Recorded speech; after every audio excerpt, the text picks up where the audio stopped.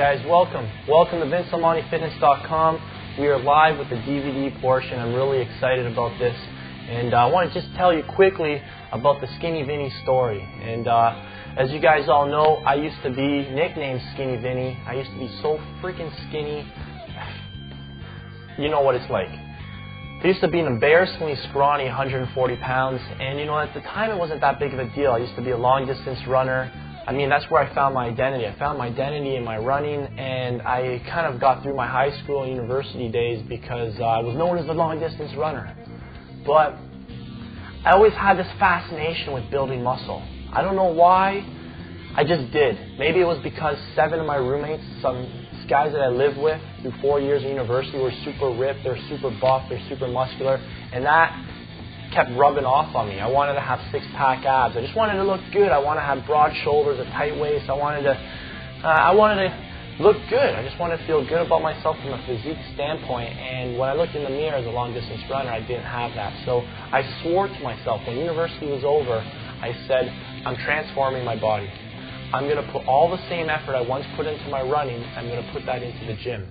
And I figured if I could put the same effort, dedication, consistency, commitment, why couldn't I get the same kind of results? So that's what I did. After university, I took before and after pictures. I had just finished 4 years of eligibility, and I said, I'm transforming my body. And I knew I was going to change. I decided I was going to change. I already knew what it was going to feel like before I'd even done the transformation. I almost just became the part. I decided on who I wanted to be, and then I worked backwards. Kind of like in Stephen Covey's book, The 7 Habits of Highly Effective People. He says, decide with the end in mind. And when you know where you want to be, then you just work backwards and you do all the things it's going to take to get there. And as I always say, if you want to look like a 200-pound, 55% bodybuilder, you got to start acting like a guy who's 200 pounds and 5% body fat. So that's what I did. And I started working out, I started training, and 6 months later I gained 41 pounds of muscle in a span of 6 months. I mean, the main message I want to get across to you guys today is that you're taking advice from a guy just like you. I don't use steroids. I wasn't born with muscle-friendly genes. I have to work my butt off to build just even 1 pound of muscle. And I think that's how I can be your coach. And I feel that for you to be successful, you need to believe in the message of the messenger. If I don't have credibility, if I don't have integrity, if you guys don't believe in me, then the message that I share with you today, all this training information, doesn't matter how fancy this DVD is, it doesn't matter how cool the information is in the book, it doesn't matter how technically sound the training program, the nutrition program is, you guys aren't going to be successful. I want you to realize that I was once skinny like you. I defeated my skinny genetics naturally. I did it training smarter and not harder. I did it training efficiently. And this is all the information you're going to learn today. Let's talk about some of the reasons why you won't be successful. What are some of the mistakes most guys are making that you need to avoid? Number 1, not having a goal. It's amazing how many guys just don't know what they want to achieve. And let me ask you, what are your goals? And more importantly, not just what are your goals, but what are the reasons? What are the reasons behind your goals? The more clearly defined your goals are, the harder they pull. My father used to always tell me, obstacles are what you see when you take your eyes off the goal. And I think that you're motivated because you downloaded this program, you've taken action, there's some sort of burning desire in you to change and to move forward, and I applaud you for doing that. You're shortly going to discover the answers. Another mistake is hard gainers use the term hard gainer far too often. And I want to strongly advise you to just dump the title. Get rid of it. Take it out of your vocabulary. I was talking to one of my friends recently, and he said, you know what, Vince, I think the problem is that hard gainers really see themselves as no gainers.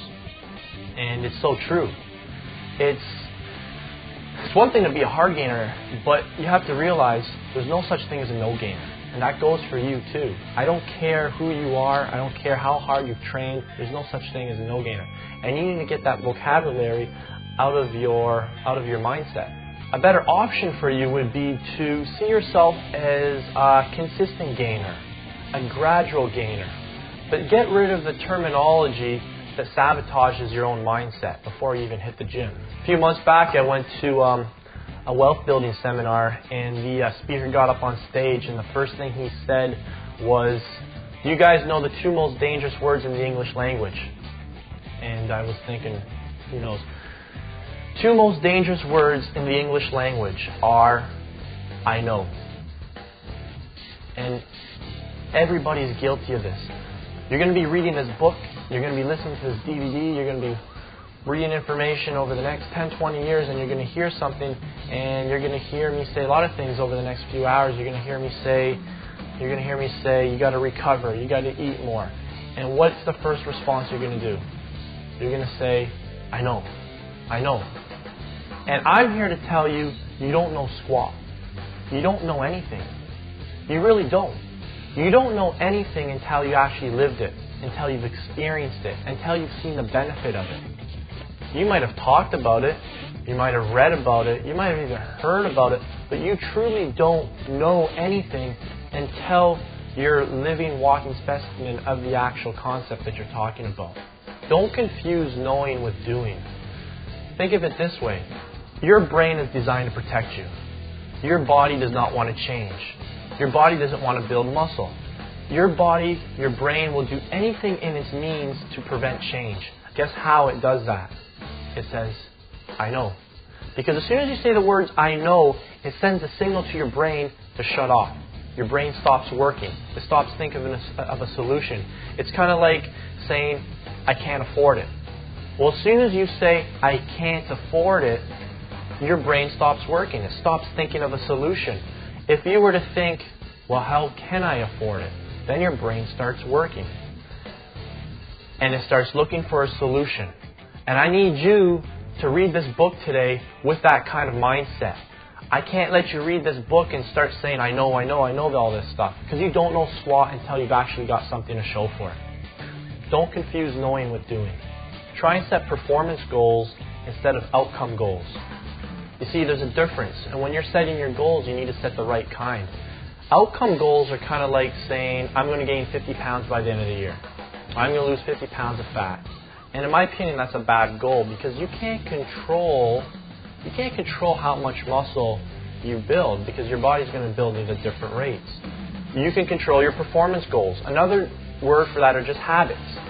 What I like to teach my clients how to do are set goals around the things that are going to make them successful. So for example, if eating frequency is a trouble for you, one of our goals might be to go to bed 15 minutes earlier so you can wake up 15 minutes earlier to start preparing your food.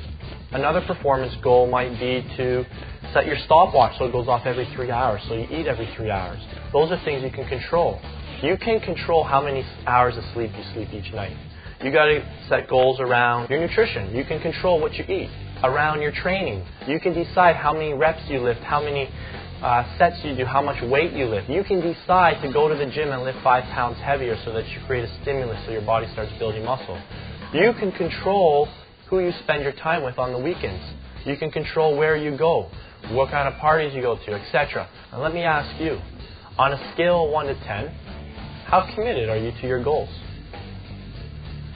So many people I see in my office each day, they come in, they tell me they want to lose 20 to 30 pounds of fat, they want to gain 20 to 30 pounds of muscle. Then I ask them, on a scale of 1 to 10, man, how serious are you about your goals? Oh, I'm about a 4 or a 5. I have to tell them, I don't know anybody who's ever casually achieved their goals with a 4 out of 5 out of 10 commitment. It doesn't just casually happen. You need to be 100% committed to your goals. And if you're an 8 or a 9 out of 10, let me ask you, what would make you a 10? What would make you 100% committed to your goals? And if you're not prepared to be 100% committed to your goals, at least be honest with yourself and be prepared for the consequences. But don't trick yourself into trying to achieve a goal if you're not even committed. The only people I've seen who are really committed are the ones who know their priorities. And I'm not here to tell you what your priorities should be, but it's an extremely valuable tool to discover what you've probably, why you've gotten certain things in the past, why you've gotten certain results in the past, and why you might not get something in the future. So what are you on a scale of 1 to 10? Are you truly committed to your goals? Sixth mistake a lot of people do are they're not prepared to replace old habits with new habits. And this goes along the saying of how do you expect to get a different result without doing anything differently? That's the definition of insanity. And I always put a strong emphasis on the next 3 months. I don't know if you're aware, but the gym industry has a 60% failure rate in the first 3 months. And I'm sure this is common in many industries, primarily even people who are buying programs on the internet and trying to get a certain result. You need to take the next 3 months extremely seriously. I can tell you right now that if you don't get started on the right track, if you don't start seeing results, if you don't start creating some momentum, if you don't start getting this muscle building routine into your lifestyle and you start breaking old habits with new habits, there is a good chance in 3 months from now you'll be one of the 60% who aren't successful. Our next point, the really common mistake is setting goals without deadlines. I use the analogy, setting a goal without a deadline is kind of like a story without a point. Seriously, what's the point? If you don't know when you want to achieve something by, it's not very motivating. And setting deadlines on your goals involves small, incremental sacrifice, which will slowly get you there. So set a date for your next goal. Is it a wedding? Is it the beach? Is it a vacation? Maybe it's a fitness show. You decide. Just put a deadline on your goals. Number 8 is failing to prepare is preparing to fail. You've heard it before. I love to say this over and over. It's so true. Training without a program is kind of like trying to build a house without a blueprint. And the good news for you is I've given you the blueprint to be successful. This doesn't just go for your training program, it goes for your nutrition. You need to know exactly what you're going to eat, at exactly what times, in which amounts. That way all you need to do is follow it. I've given you a plan to follow. You've got 2 29-week programs to follow. You know exactly how many reps, how many sets, what the tempo is. You know which exercises in which order. There's zero guesswork. So you have a blueprint for success. Take advantage of it. Another problem I see, and I'd say this is mistake number 9, is that people don't write down what they want to achieve. It's kind of like, yeah, I'd like to do that. But how often do people actually write it down? When was the last time you wrote down on a piece of paper, I want to gain so much weight by this date? And I don't understand exactly how it works, but I do know that your subconscious is extremely powerful. If your subconscious is designed to judge, it's not made to decipher between right and wrong. All it's designed to do is carry out specific instructions. And this goes along the concept of you get what you focus on. The more you focus on something, the more you'll get it.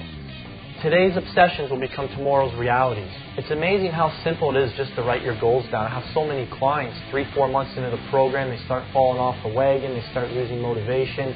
And what I did with them at the start was I wrote down their goals in their own words, and I said, you know, Mr. Jones, you remember a couple months ago you said you wanted to gain 30 to 40 pounds of muscle. Well, what's going on? It's unbelievable how much motivation this will help you with, and it's almost like an unstoppable force. I think the last one here I want to talk about is using bad information. And this is something I've been guilty of, I'm sure you're guilty of, and I have to point my finger to the bodybuilding magazines.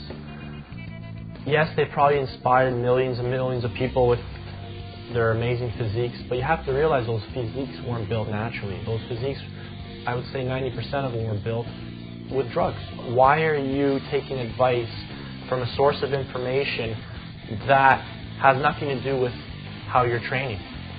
It doesn't make sense, and I say this over and over again.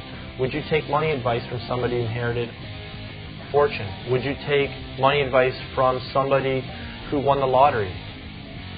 Probably not. So why are you taking bodybuilding advice from somebody who was born and gifted with incredible muscle-friendly genes, incredible genetics that you don't have? Why would you take advice from somebody who's using drugs? So one of the mistakes is taking bad information. And I would say it's bad information, but it's irrelevant information. And it's information that won't apply to you. So you need to learn to discern.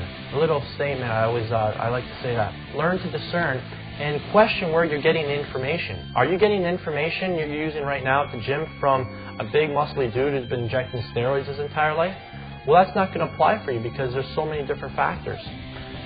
Consider where you're getting your information from.